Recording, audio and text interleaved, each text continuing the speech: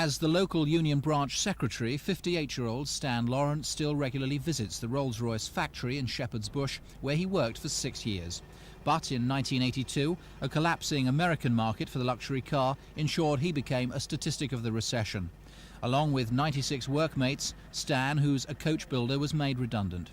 His payoff was just £5,000, and despite dozens of applications, he's found no other work. In my particular trade, although there are a limited number of opportunities, you know, I'm one of the few guys who was brought up to build a car in wood. So I've got a skill that somebody will want eventually.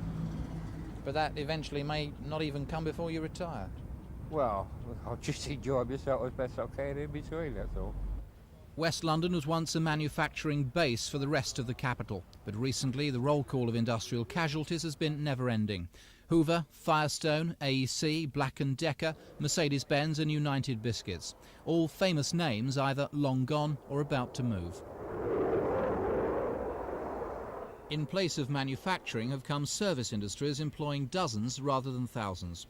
The airport was supposed to create employment, but did it?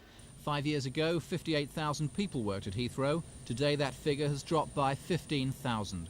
If the airport is taking work away from West London, some think it should be made to pay. Well, I think there's been a suggestion that we should consider having an airport levy, an airport tax, so that the airport could actually put something back into the area as well as taking it out.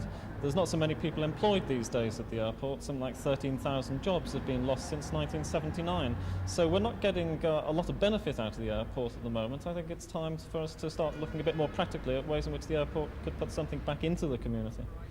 The inquiry is likely to call for a surcharge on London Airport, the creation of a West London Enterprise Board and more apprenticeships. The delegates' fear was that the opening of Heathrow's fourth terminal will make warehouse sites even more lucrative and the job of attracting industry back even harder. Lindsay Charlton for Thames News.